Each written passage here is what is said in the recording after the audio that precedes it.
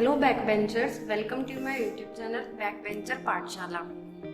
आज हम अपनी एनवायरनमेंट की सीरीज को आगे बढ़ाते हुए जो हमने अपना पिछला टॉपिक पढ़ा था पारिस्थितिकीय पिरामिड, इकोलॉजिकल पिरामिड, उसको आगे बढ़ाते हैं। तो पिछले वीडियो में हमने पढ़ा था कि पारिस्थितिकीय पिरामिड जो होते हैं वो 3 तरह के होते हैं। पहला होता है संख्या का पिरामिड,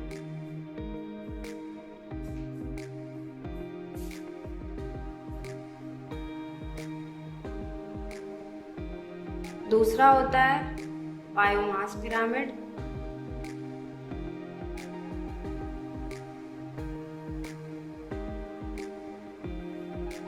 और तीसरा होता है ऊर्जा का पिरामिड।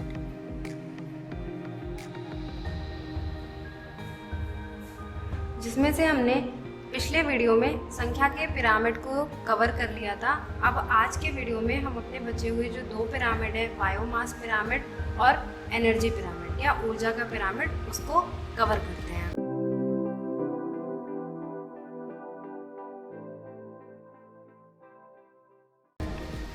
तो देखिए, बायोमास पिरामिड जो होता है वो होता क्या है। देखिए, बायोमास का जो पिरामिड होता है, जैसे इसका शब्द है बायोमास, और अगर हम इसको हिंदी में लिखते हैं तो कहते हैं जीव भार। ठीक है, तो इस शब्द से हमें पता चलता है कि यहाँ पे हम उत्पादक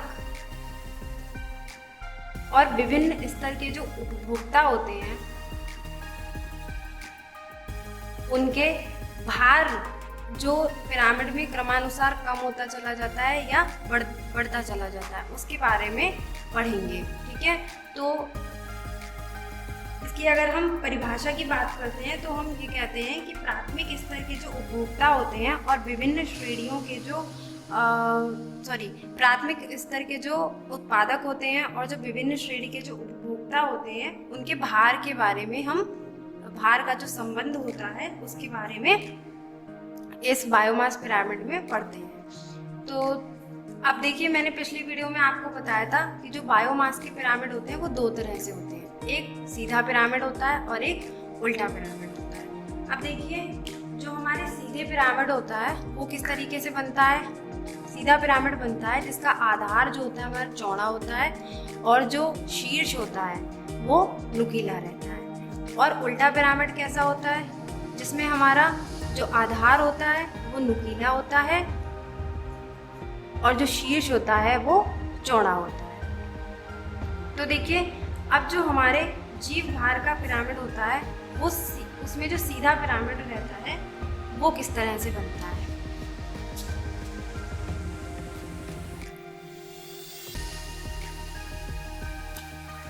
तो अब हम खाद्य श्रृंखला में जो घास स्थल होती है, घास पारिस्थितिकी होती है, उसकी बात करते हैं।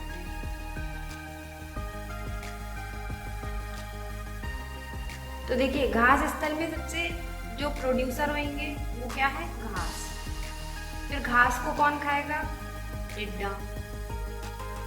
फिर टिड्डे को कौन खाता है, मेंढक।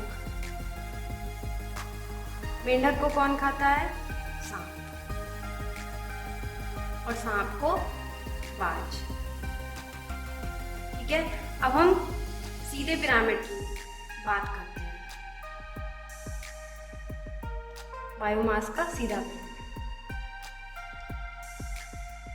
जैसा कि मैंने आपको बताया कि सीधे पिरामिड में जो आधार है वो चौड़ा है और शीर्ष नुकीला रहेगा। अब देखिए, जो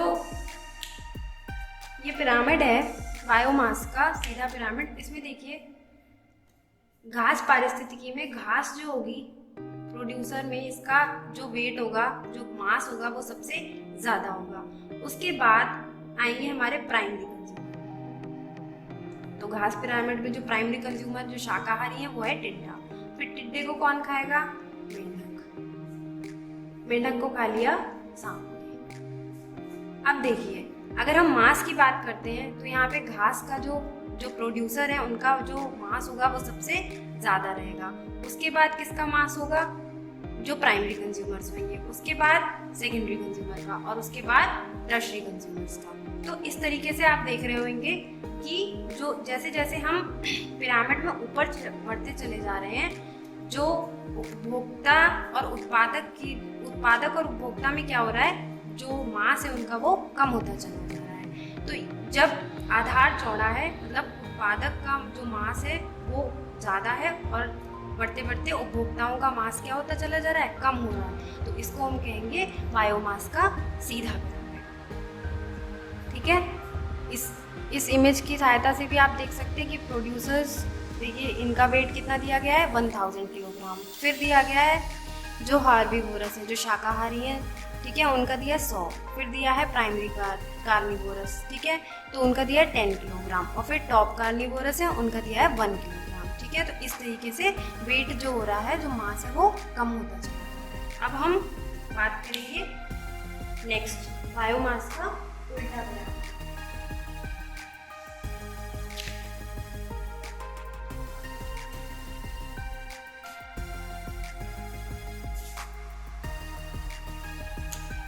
अब देखिए हम बायोमास के उल्टे पिरामिड की बात करते हैं। उल्टे पिरामिड में देखिए मैंने आपको बताया था कि जो आधार है वो नुकीला रहेगा और जो शीर्ष है वो चौड़ा रहेगा। अब देखिए इसमें हम जलीय पारिस्थितिकी तंत्र की बात करते हैं।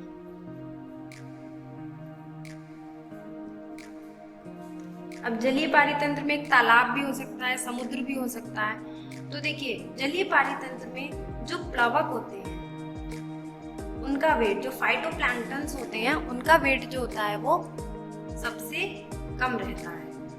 देखिए जो प्लवक हैं जलीय पारितंत्र में उनका वेट सबसे कम है। फिर उसके बाद किसका वेट होगा, छोटी मछलियों का,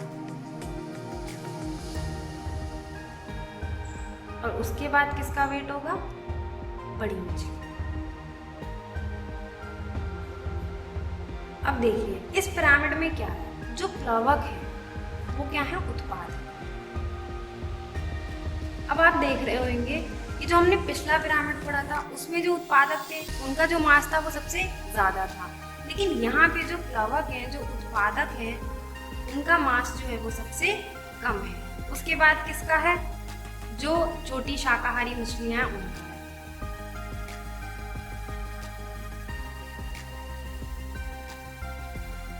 ठीक है, उसके बाद किसका मांस होगा, बड़ी मछलियां जो उनकी मांसाहारी उनका। तो इस तरह से आप देख रहे हैं कि यहाँ पे उत्पादक का जो मांस है वो सबसे कम है, और जैसे जैसे हम पिरामिड में ऊपर बढ़ रहे हैं जो उपभोक्ता उनका मांस बढ़ता चला जा रहा है। इस एग्जाम्पल में भी आप देख सकते हैं ये इन्वर्टेड पिरामिड है, उल्टा पिरामिड है। ठीक है, इसमें प्रोड्यूसर का मांस कम है और कंज्यूमर्स जो है उनका मांस बढ़ रहा है। तो ये हो गया हमारा बायोमास का उल्टा पिरामिड। आई होप आप सभी को समझ में आ गया होगा। और इस वीडियो का जो इससे जो पिछला टॉपिक है उसका लिंक आपको डिस्क्रिप्शन में मिल जाएगा और आई बटन में भी आपको इसका लिंक मिल जाएगा। और इस टॉपिक की जो PDF है, अगर आप उसके नोट्स बनाना चाहते हैं तो आप उसको डाउनलोड कर सकते हैं। इस वीडियो को लाइक करें, सब्सक्राइब करें एंड शेयर करें। Thank you so much.